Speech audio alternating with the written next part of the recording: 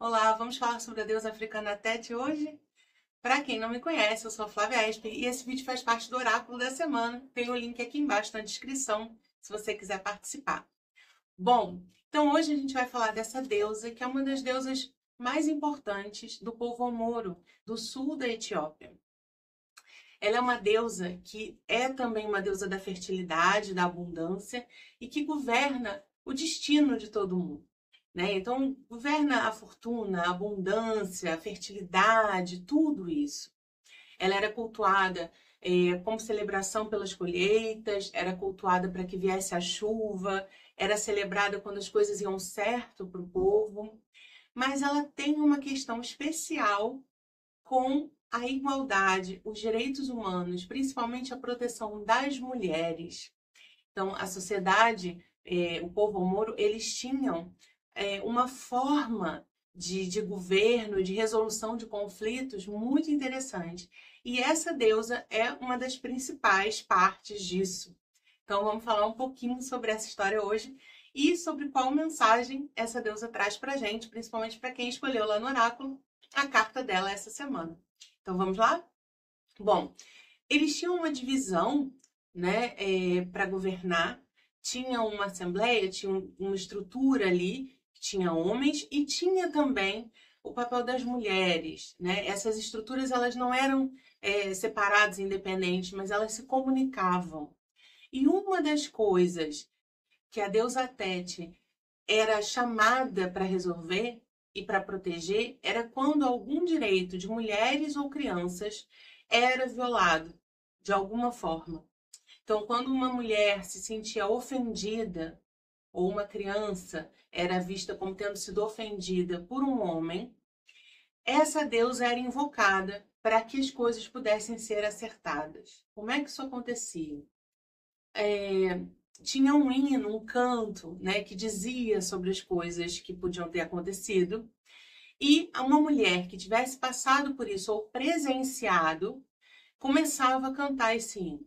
E todas as outras mulheres da tribo ali que iam escutando, do povo que iam escutando, iam se juntando numa marcha até a assembleia ali, vamos chamar de assembleia, né, dos mais velhos, enfim, dos homens que julgavam, etc. E essas mulheres iam ali fazendo uma marcha, numa massa cada vez maior de pessoas, né, até chegarem lá. Quando chegavam lá, tinha todo um ritual, uma forma ritualística de fazer essa conversa, mas os mais velhos passavam numa das mãos grama fresca espremida, representando ali a vontade de paz, de chegar a um acordo pacífico, e na outra mão colocavam um chicote de pele de rinoceronte, que representava o julgamento, o arbítrio também pacífico, harmonioso. A partir dali, perguntavam o que tinha acontecido, a pessoa dizia o que tinha acontecido e começava todo um processo de ver como a pessoa, o ofensor, né, a pessoa que tinha ali de alguma forma ofendido a mulher ou a criança, poderia compensar o que tinha feito. Né? E até que se chegava a um acordo, se as mulheres aceitavam o que havia sido proposto ou não aceitavam, até se chegar a um acordo. Quando se chegava a esse acordo do que seria uma compensação justa, né, não era tanto uma punição, mas era uma forma de igualar o que tinha acontecido, de equilibrar os pratos da balança. Quando se chegava nesse acordo, isso era levado para o ofensor e ele podia fazer, né, a compensação que tinha sido exigido dele. Mas se ele se recusasse, ele iria sofrer represálias, retaliações. Então, uma das coisas que podia acontecer, se ele se negasse a cumprir a compensação que foi acordada, era ter sua casa destruída, suas coisas quebradas, enfim. Só que dependendo do grau de ofensa, do que ele tinha feito, isso podia chegar também a perder todos os direitos e os poderes dele ali naquele povo, e em último caso até a ser banido. Então, na verdade, eles tinham um sistema de justiça que buscava a igualdade, a proteção do direito das mulheres e em que a voz das mulheres era escutada. havia ali, né, uma sororidade, né, as mulheres iam se apoiando, e havia também um espaço para que essas vozes das mulheres fossem escutadas com respeito, com atenção, e que se buscasse nem tanto a punição, mas uma compensação que trouxesse uma justiça, que a vítima também se sentisse realmente compensada, né, reparada no que aconteceu, no que tivesse acontecido, para que as coisas voltassem a ter uma igualdade, um equilíbrio. Então, era um sistema que buscava resolver através da paz, da justiça, do equilíbrio. E isso só era possível porque as vozes eram escutadas, porque as vítimas eram escutadas, porque suas dores eram validadas e porque se buscava uma reparação que fosse justa à altura do que tivesse acontecido. Há muito a questão ali do diálogo, do chegar a um acordo, da justiça nem tanto como punição, mas como reequilíbrio das coisas. Então, é muito interessante porque já é toda uma organização muito em busca desse equilíbrio, dessa proteção, principalmente das mulheres e das crianças. E essa deusa era a deusa invocada para isso. Era para ela que se cantava, era a ajuda dela que se pedia nesse ritual de ir lá quando acontecia alguma coisa. Então, essa deusa, além de uma deusa da fertilidade, da abundância, do destino, ela é extremamente ligada aos direitos humanos, à proteção das mulheres e das crianças, à busca de uma justiça equilibrada e pacífica que acontece quando os lados são escutados.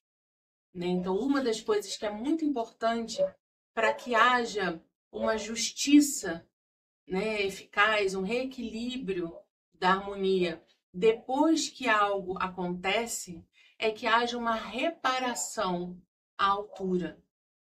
Então, não é colocar sempre alguém num estado de dívida, com uma dívida impossível, ou de punir por punir, mas é de reequilibrar. Então, se, por exemplo, eu tomei alguma coisa de você, eu tenho que, de alguma forma, reparar isso, ressarcir isso, ou com algo além, a mais, por eu ter roubado, enfim. Era uma justiça que visava a paz, visava reequilibrar as coisas. E esse processo todo só podia acontecer porque as mulheres tinham espaço para falar o que tinha acontecido, sem serem questionadas. Elas eram validadas, as outras mulheres se uniam numa só voz e quando elas chegavam onde elas tinham de chegar, era feito um ritual extremamente respeitoso para que essa escuta pudesse acontecer. Então, essa deusa, ela fala muito sobre a mediação de conflitos, sobre a busca da justiça, sobre a importância da reparação quando a gente magoa alguém de alguma forma, né? Não adianta só se desculpar, é importante tentar reparar, tentar compensar a pessoa a quem você ofendeu de alguma forma, E de preferência perguntando a ela o que é justo para ela, Senão essa reparação pode não fazer sentido para quem sofreu a ofensa. Mas também essa deusa fala muito sobre a importância de se dar voz, de se escutar de forma respeitosa quem se sentiu ofendido. A gente pode levar isso, para a questão do feminino e masculino, da importância do equilíbrio respeitoso, de todos terem voz, de cada um ter a sua função ali, mas essas funções se comunicarem em busca de uma harmonia, de um equilíbrio. Mas a gente também pode pensar, quando a gente fala nessa deusa, do nosso dia a dia, das nossas relações. Principalmente da questão de quando a gente ofende alguém, querendo ou não. Se eu sem querer pisar no pé de alguém, eu posso machucar aquela pessoa. Não foi intencional. Mas o fato de não ter sido intencional não quer dizer que eu não machuquei e que eu não mereça me desculpar. Então, se eu atropelo alguém sem querer, por mais que eu não esteja tentando atropelar, o que é o ideal? Eu ir lá ver como a pessoa ficou, tentar levar para o hospital, tentar reparar de alguma forma, independente da intenção. E muitas vezes, quando alguém nos diz que ficou ofendido por algo que a gente fez, ou que algo que a gente fez magoou, a nossa primeira reação é dizer, mas eu não tive a intenção. E quando a gente fala em reparação, não quer dizer que você teve a intenção ou não. Quer dizer que, independente da sua intenção, você causou um dano em alguém.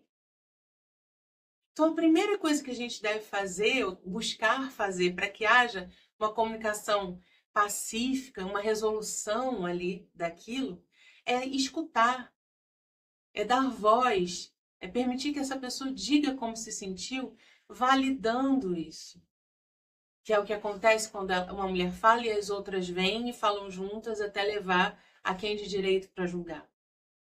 Então, se você magoou alguém sem querer e a pessoa vem te dizer que ficou chateada com algo que você fez, em vez de, não, mas não foi isso que eu quis dizer, ah, mas você é muito sensível, ah, mas não foi minha intenção. Em vez de começar assim, uma coisa que a gente pode tentar é se abrir para a escuta. Porque a dor daquela pessoa, tenha a gente tido a intenção ou não de causar, é real. Então é escutar, sem precisar se defender. Não é uma acusação quando o outro diz que se sente mal com algo que a gente fez. Né? Sem levar pro pessoal, sem tomar peito. Escutar essa pessoa é o primeiro passo. Depois, da mesma forma como eles fazem ali o ritual, de mostrar que eles querem paz, né? Em vez de brigar, realmente validar aquilo. Nossa, eu vejo que o que aconteceu, o que eu fiz te magoou, né? Me desculpa por isso. E depois, você pode também se explicar, você pode dizer ao seu lado qual foi a sua intenção, mas depois de validar, né? E não como uma forma de, ah, o que você está dizendo não faz sentido, porque eu não tive a intenção. Se eu atropelo alguém sem intenção, posso partir a pessoa no meio. Eu não vou dizer não está doendo porque eu não tive a intenção. Né? A primeira coisa é tá doendo, machucou, vamos levar para o hospital, vamos cuidar. Depois eu posso dizer, olha, me desculpe, eu estava distraído. Aí é num outro momento, né? Mas não é para invalidar que a pessoa se sentiu chateada ou magoada. Depois, tentar buscar ali uma compensação, uma reparação, que é o que eles dizem, né? O que eles faziam ali naquela assembleia, naquela forma de julgamento, né? De mediação de conflitos. Então, escutar a pessoa, né? Validar o que ela sente, pedir desculpas, independente de ter tido a intenção ou não, você machucou alguém, né? Depois sim, você pode dizer o seu lado, explicar qual foi a sua intenção. E também, no fim, como que você pode, ou se há algo que você pode fazer para reparar, para compensar a pessoa. Né? E claro, mudar a atitude. Pedido de desculpa sem mudança de comportamento é quase uma manipulação, não é um pedido de desculpa real, né? Então, a gente pode levar também essa visão dessa deusa, além da questão de feminino e masculino, para as nossas relações do dia a dia. Como é que você reage quando você, sem querer, ofende alguém ou machuca alguém e a pessoa vem te comunicar isso? Você consegue se abrir, escutar, validar o que o outro sente, acolher a dor do outro, dizer também do seu lado e ver como as coisas podem ser reparadas, se há algo que você pode fazer para compensar, o que você pode fazer das próximas vezes, né? Às vezes alguém tem uma sensibilidade para alguma questão, por traumas passados, por seja o que for, e a gente não sabe. A partir do momento que a pessoa diz isso pra gente, como é que eu posso fazer para numa outra vez isso não acontecer? Né? É a reparação e a mudança de comportamento. Agora eu já conheço um pouquinho mais de você. Eu já sei que isso te incomoda. Então eu vou tentar não fazer isso. Como é que a gente lida com isso? Ou a gente já vai na defensiva, né? De um outro lado, isso também não é para a gente se sentir culpado. Como eu já falei em vários vídeos, a culpa não a resolve nem ajuda. Né? Assumir a responsabilidade pelo que a gente fez, entender por que é que isso foi tão difícil para outra pessoa, é uma forma de se conhecer e de conhecer o outro, de conhecer essa relação, como lidar com essa pessoa. Né? Não é pra gente falar, ai, mas eu não quis fazer isso, meu Deus, eu tô culpada porque eu fiz isso, eu não sabia que ia ofender. Você não sabia, não é para ir por esse lado. Mas é para ir para um lado de estamos nos conhecendo. Como a gente pode melhorar essa relação? como a gente pode tornar essa relação, ui meu Deus, cada vez mais justa. E se algo aconteceu que magoou, como a gente pode reparar isso de alguma forma? E de um outro lado, quando você é a pessoa que se sentiu magoado, ofendido ou machucado por alguma coisa, você consegue dizer?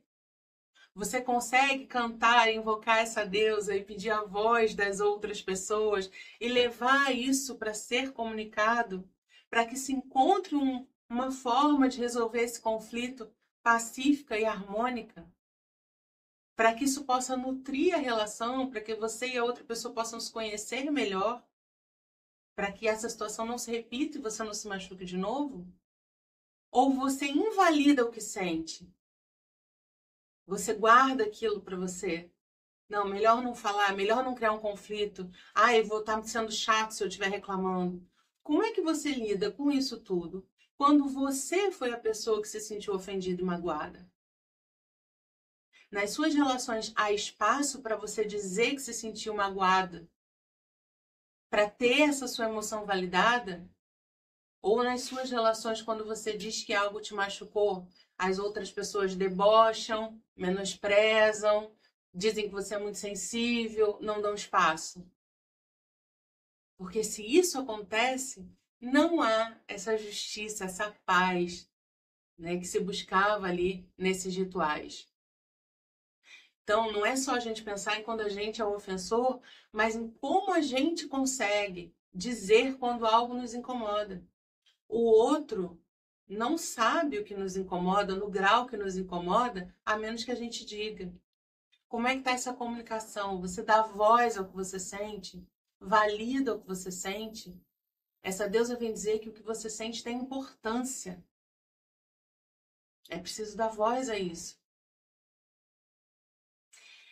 É aquela história, né? Quando a gente evita o conflito não desaparece. Ele fica dentro da gente como uma forma de tensão, que ou vai explodir em algum momento, ou vai drenar a nossa energia, porque a gente está se anulando, a gente está anulando, ou tampando ali o que a gente sente.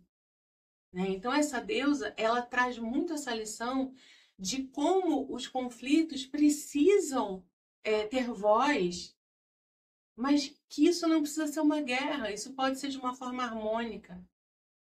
Contanto que a gente possa validar o que a pessoa ofendida sente e chegar a um acordo em uma reparação, é possível resolver os conflitos de forma harmônica e justa. Então, se você escolheu essa deusa hoje, como é que está essa comunicação, essa justiça nas suas relações? Os seus pedidos de desculpa, eles são reais ou são da boca para fora? Ou são só para que a outra pessoa cale a boca? Quando você se sente magoado, você consegue dizer? Ou você diz, não, mas eu estou sentindo isso, é besteira, vou deixar para lá. E quando você consegue dizer, as suas relações são espaços seguros para que você tenha suas emoções validadas, respeitadas, o outro ou a outra, né, pessoa que está ali com você, mostra interesse em entender o seu lado, o seu ponto de vista, mostra interesse em aprender algo sobre você e não repetir aquilo que descobriu que te magoa, mostra interesse em reparar, muda o comportamento quando pede desculpa ou não? Porque se isso não acontece, talvez não seja uma relação segura. Talvez não seja uma relação que vale a pena continuar. Então, essa deusa traz todas essas questões.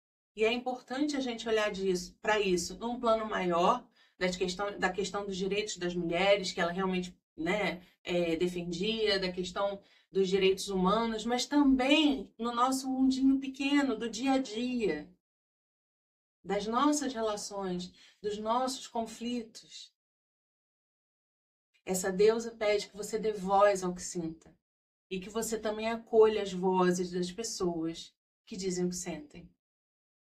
E que em todo conflito haja uma abertura para escuta, uma intenção de paz e uma abertura para uma compensação justa, uma reparação justa diante do que aconteceu.